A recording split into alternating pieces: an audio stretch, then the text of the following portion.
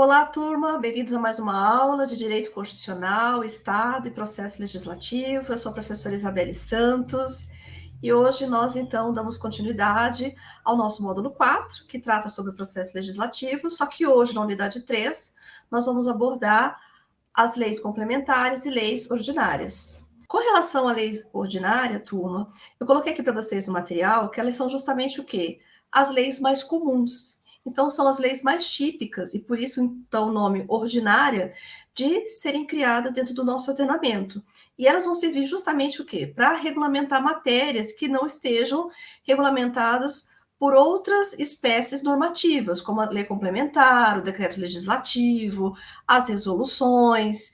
Então, as leis ordinárias, elas são justamente aquelas que vão tratar de assuntos diversos, seja envolvendo aí o direito penal, o direito civil, o direito tributário, administrativo, ou seja, ela aborda a maior parte das normas jurídicas do nosso país, regulando quase todas as matérias que são de competência da União com sanção do presidente da República.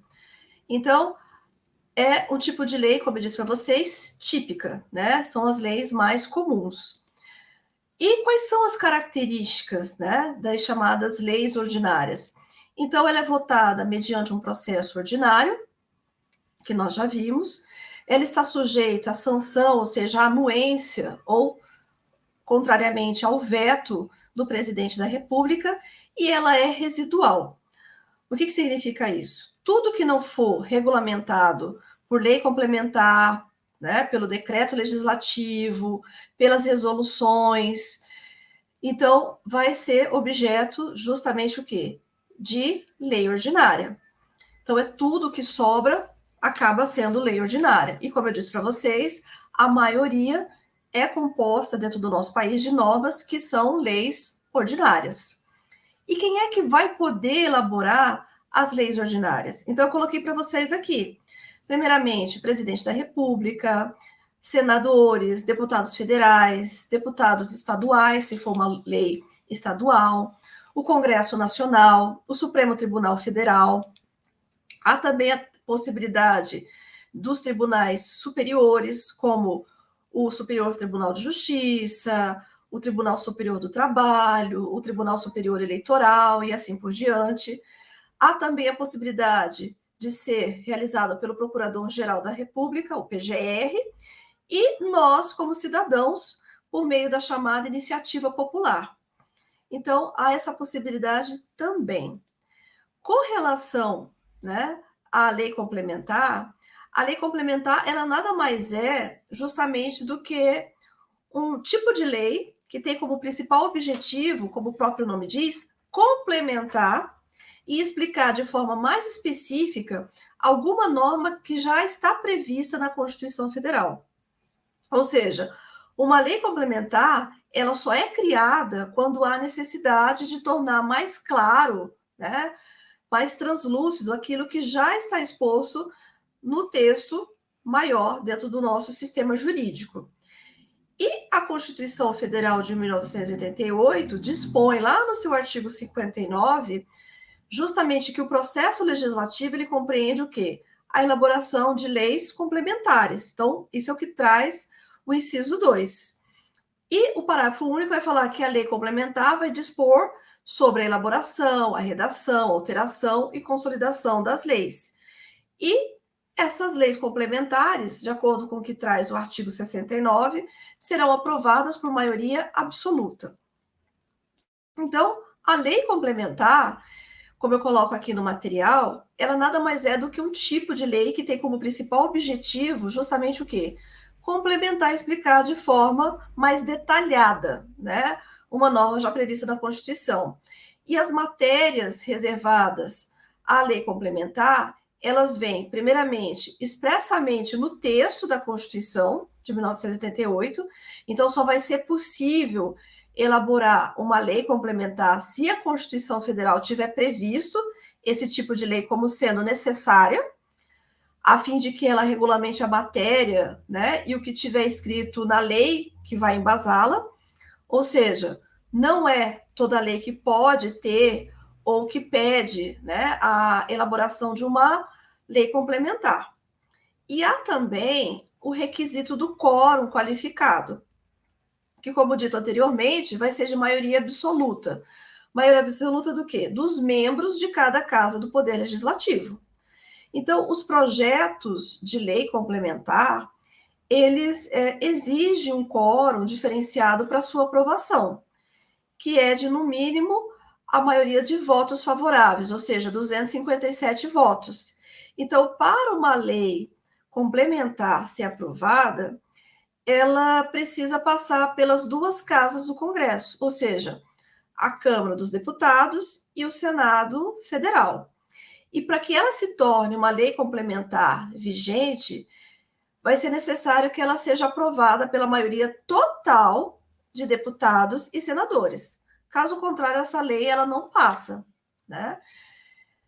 Da mesma forma que nós vimos a lei ordinária, quem pode propô-la, aqui também a proposta, né, de lei complementar, ela vai se dar pelo presidente da República, pelos senadores, deputados federais, deputados estaduais, na órbita dos estados da federação, Congresso Nacional, Supremo Tribunal Federal, Procurador-Geral da República e, novamente, os cidadãos, mediante uma iniciativa popular.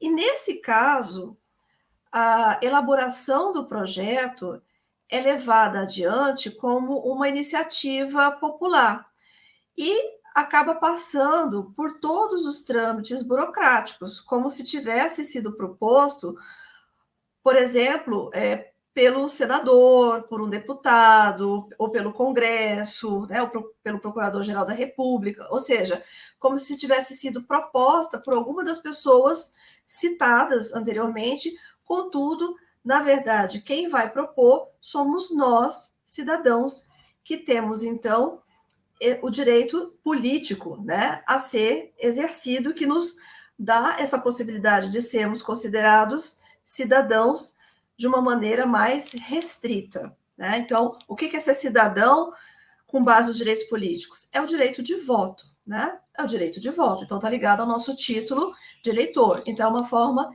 estrita de trabalhar essa questão. Lembrando que a cidadania, no sentido amplo, vai englobar outros direitos, além dos direitos políticos. Então, vão ser os direitos civis, vão ser os direitos econômicos, sociais, culturais, meio ambiente e assim por diante. Mas o que essas duas leis, né, elas têm em comum? Então, antes da gente ver as distinções, a gente vê o que elas possuem, né, de forma parecida, o que elas têm em comum. Então, um ponto muito importante a se falar a respeito é justamente que tanto a lei ordinária como a lei complementar, elas são criadas obedecendo às fases do processo legislativo ordinário. Então, elas vão seguir aquelas fases que nós vimos em aula anterior, que é justamente a fase de iniciativa, né? A fase constitutiva, em que vai ocorrer a deliberação parlamentar, pela discussão, pela votação, ocorrendo também nessa fase a deliberação executiva, pelo chefe do executivo, né, que é o presidente da República, por meio da sanção, que é a anuência, ou, caso contrário, vai vetar. E, por fim, vem a fase complementar, no qual a gente vai encontrar as etapas da promulgação e posterior publicação. Mas a gente vê algumas diferenças que existem também entre lei ordinária e lei complementar, que faz com que alguns venham, inclusive, a dizer que existe uma hierarquia entre elas. Mas o que a gente percebe? Que as distinções vão se dar justamente no campo material e no campo formal. No que se refere ao aspecto material, as hipóteses de regulamentação da Constituição, por meio de lei complementar, elas estão taxativamente previstas na Constituição Federal. Então, está lá expresso, é taxativo, é só aquilo que pode ser objeto de lei complementar. Já em relação às leis ordinárias, o campo material por elas ocupados, como dito anteriormente, é residual. Então, tudo que não for objeto de resolução, tudo que não for objeto de lei complementar ou de qualquer outro tipo de espécie normativa, acaba sendo, então, justamente, né, criado uma lei ordinária. Ou seja, não foi regulamentado, né, por essas normas, então já se entende que vai ser por meio da lei ordinária. No campo formal, a grande diferença entre lei complementar e lei ordinária está no quórum de aprovação do respectivo projeto de lei. Isso por quê? Porque enquanto a lei complementar ela é aprovada pelo quórum de maioria absoluta, ou seja, um pouquinho mais complexo, as leis ordinárias elas são por meio do quórum de maioria simples, também chamada de maioria relativa. Então, a gente tem a lei ordinária, né, justamente tendo esse caráter residual, então é exigida nos casos em que não houver expressa exigência de lei complementar ou outra espécie normativa, o quórum de maioria simples, né, que é a maioria daqueles que estão presentes à reunião ou à sessão plenária naquele dia de votação. Então, é em cima daqueles que compareceram, a maioria é em cima dos que compareceram. Então, a maioria simples, ela vai pressupor uma deliberação única, né? A prática de um ato simples de homologação, de aprovação e de referendo, assim como de escolha, de sorte que vão valer os votos positivos ou negativos, não sendo levado em consideração aqui os votos brancos, as abstenções e nem os votos nulos. Então, dessa forma, o quórum, né, que é a presença mínima para votar um projeto de lei ordinária, é justamente essa maioria simples, né? Há também, com relação à lei ordinária, como uma característica, existir um turno único de votação e o rito vai ser o rito comum, sumário ou abreviado. Então, a maioria dos projetos em tramitação na Câmara só precisa passar pelas comissões, ou seja, elas têm tramitação conclusiva nas comissões. Se elas forem aprovadas, né, vão direto para o Senado ou para a sanção presidencial, se já tiverem passado pelo Senado, e se forem aprovados por algumas, né, e rejeitadas por outros, então vão para o plenário. No que tange à lei complementar, a lei complementar ela também tem algumas características, né? Então, quais são elas? Então, como dito, né, há um pouquinho atrás, quando a gente fala de lei complementar, ela está expressa e taxativamente inserida quais serão as situações em que vai caber a criação de lei complementar. Então, a matéria ela é reservada, ela é exigida em matérias específicas da Constituição. Um exemplo disso é o artigo 18 da nossa Lei Maior brasileira, que lá no parágrafo 2º fala o seguinte: os territórios federais integram a União e sua criação, transformação em Estado ou reintegração ao Estado de origem serão reguladas em lei complementar. Então, desde a Constituição de 1988, nós não temos mais territórios do Brasil. Então, os que existiam foram transformados em estados da federação. Mas isso não significa que não possa vir a ser criado um novo território, né? Mas nesse caso, para ser criado um novo território federal, isso só vai se dar por meio do quê? A Constituição, então, taxativamente fala lei complementar. Então, é o que está previsto no artigo 18, parágrafo 2º. Um outro ponto é o quórum de maioria absoluta. Então, no quórum de maioria absoluta, a maioria será dos componentes, não daqueles que estão presentes, mas do total mesmo de membros integrantes da casa, tá? Então, se o número é 500, né, e 13 ou 81 senadores, é a maioria, né, 50% mais um, desse total de 81 membros, e não daqueles que estão presentes ali no momento. O outro ponto também é que a votação ela se dá em 2 turnos. Então, o quórum para aprovação do projeto de lei complementar é de maioria absoluta das 2 casas do Congresso. Então, vai se exigir 41 senadores e 257 deputados. E a votação no Senado ela é feita em um único turno, mas na Câmara vai se realizar em 2 turnos. Um outro ponto também tange a votação em plenário, que é obrigatória. Então, Nesse caso, né, diferentemente da lei ordinária, tem que se levar a plenário a votação da lei complementar. Para ficar um pouquinho mais clara essa questão, eu vou exemplificar a diferença de quórum de uma lei complementar e de uma lei ordinária, imaginando o seguinte, que seja necessária a aprovação das espécies normativas no Senado, que possui 81 senadores, e a aprovação de uma lei complementar vai exigir, então, o quê? O mínimo de 41 votos desses senadores. Né? Então, é o primeiro número inteiro superior à metade do total de integrantes, o que vai representar aqui o chamado conceito de maioria absoluta. Por sua vez, a aprovação de uma lei ordinária vai depender apenas do quê? Da maioria simples do número de senadores presentes na sessão.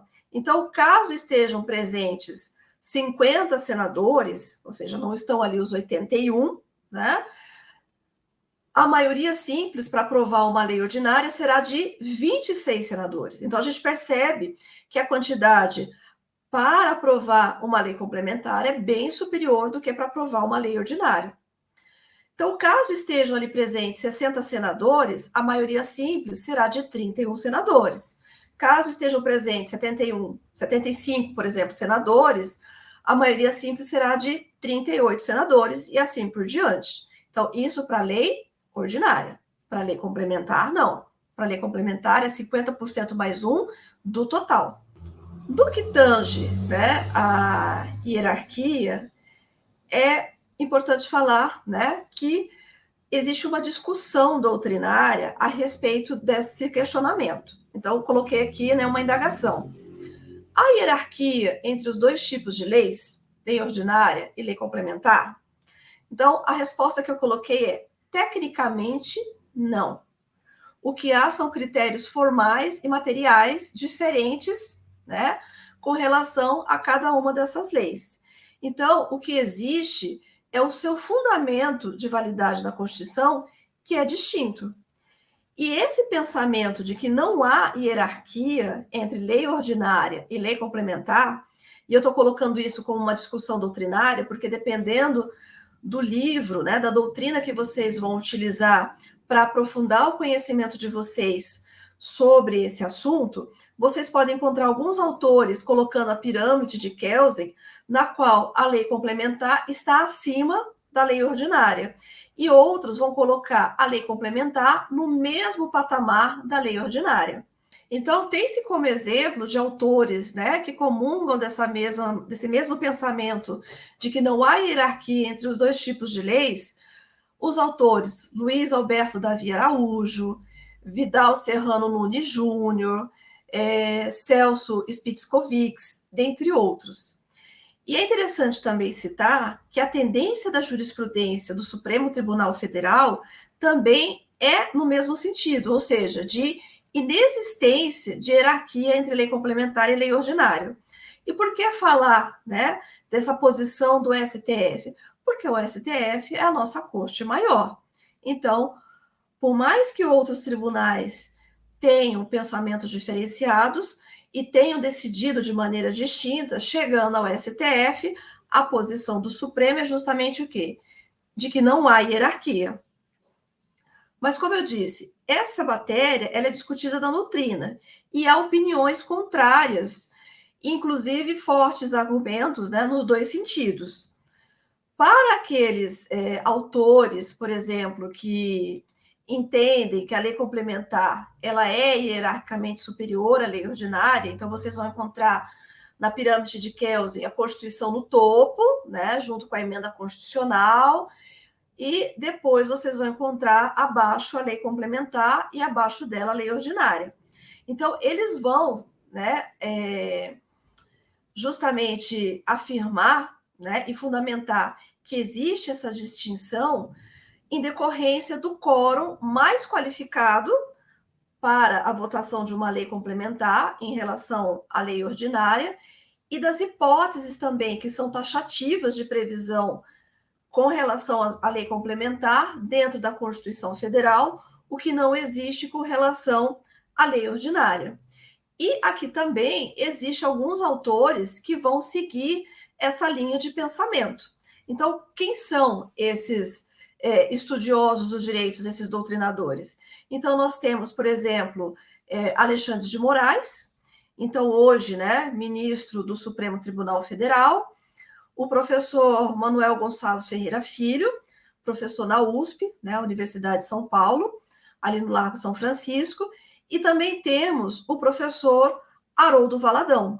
Então, a gente percebe que a gente tem autores de peso de ambos lados, né, em que cada um vai, então, justamente defender o seu posicionamento, tá? Mas só deixando claro que tanto a doutrina quanto a jurisprudência, que são as decisões dos tribunais, entende que inexiste justamente uma hierarquia, né, entre uma lei complementar e uma lei ordinária, existindo apenas o quê? Diferença em relação aos critérios formais e aos critérios materiais, que são diferentes nesse sentido. Bom, pessoal, friso mais uma vez que vocês estejam aprofundando, né, o estudo de vocês com relação a essa temática. Deixo aqui para vocês algumas sugestões de referências bibliográficas. Eu deixei aqui o professor Alexandre de Moraes com a obra Direito Constitucional, de maneira mais geral, de maneira um pouquinho mais específica, que trata, né, de maneira mais direcionada para essa temática, tem a obra Processo Legislativo, de Thieme Saito, e tem uma referência que eu não coloquei para vocês, mas ela vem bem detalhada, bem esmiuçada, que seria interessante também, caso alguém tenha interesse, que é a obra do professor Pedro Lenza, né? O livro dele tem bastante gráficos, tabelas, resumos e alguns métodos mnemônicos que são interessantes para aquele que está vendo pela primeira vez esse assunto, tá? Então, eu deixo aqui também para vocês, como sugestão, mais essa obra do professor Pedro Lenza. Bom, turma, eu fico por aqui. Agradeço a presença de todos vocês mais uma vez na nossa aula. Me despeço com o meu muito obrigada e até o nosso próximo encontro. Tchau, tchau e fiquem com Deus.